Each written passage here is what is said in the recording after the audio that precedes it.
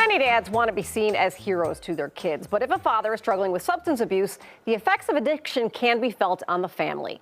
Shane Hassler, Program Director of Digital Services at Gateway Foundation, shares the unique challenges for dads struggling with addiction.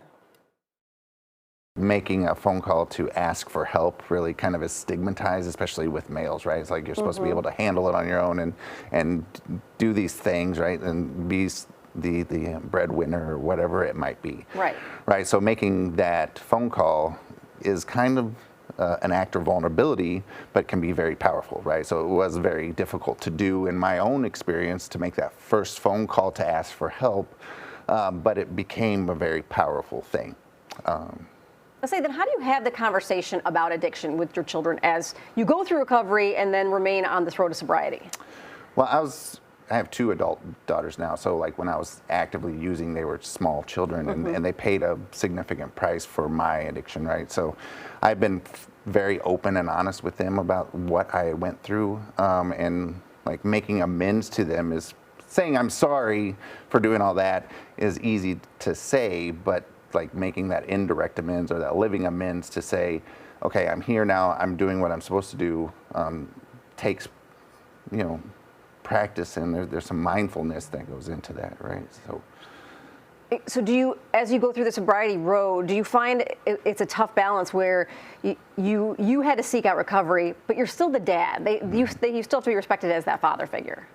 Yeah, I mean, but breaking that down with just that open, honest conversation, there is guilt and shame, right? And I know that my addiction wasn't just harming me, it was harming them as well.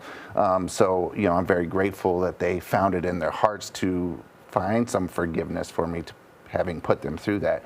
But, like I said, being there and making that living amends as time goes on, really, they might not notice it as much as I do, but I can tell that relationship is stronger than it's been in the past. Well, and then how do you forgive yourself to continue on and be that dad? Because it is a disease. Yeah, having compassion for yourself isn't necessarily an easy thing either, because people, that guilt and that shame can be overwhelming to some, and saying, there's nothing I can do about the past. Once again, making that living amends. Right. I can't do anything about what happened except for prove to you now that I'm going to be here, but making that call, right, to a place like Gateway Foundation to get that process started is like really the key. So when I first started my journey into recovery, I made a phone call to a family member, but I knew that family member wasn't going to be able to be the support system that I needed, right? So I reached out to a treatment facility and said, look, with her support going into treatment, that's what I need, right? So, treatment professionals, using evidence-based treatment, there's a lot of, learning that goes on in a treatment facility. As you continue on your road to sobriety, how has your relationship changed with your daughters? Has it changed with your daughters as a father? It's very good. My relationship with my daughters is very good, right? So being invited to family functions and just being able to call one of them up and say, hey, do you want to go to a baseball game or whatever, and them say yes, or just answer the phone, and that wasn't like that for a long time, and like I said, they paid the price for my addiction, and so we're still, it's a work in progress, right? It's a journey, not a destination, and I plan on being there for them as time goes on. Yeah, and you think about going forward, all the things you do get to do that you wouldn't have gotten a chance to do had you not sought recovery with Gateway. Yeah, absolutely. So I do have a granddaughter too, and being a part of her life in any capacity is something that wouldn't have happened if I was still actively using. So the blessings of my recovery are tenfold. Yeah. So how do people get started?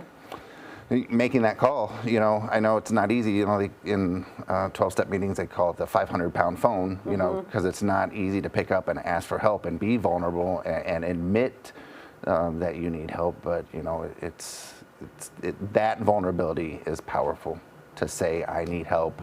How can I get help? So calling a facility like Gateway, and Gateway's number is 855-925-GATE. I mean, that's the initial step, and just overcoming that hesitation, you know, that thought of the weakness or whatever, Yeah. you know, like, because that weakness is actually a strength. Yeah, if you or someone you know is struggling with addiction, you can reach out to Gateway Foundation. The information right there on your screen.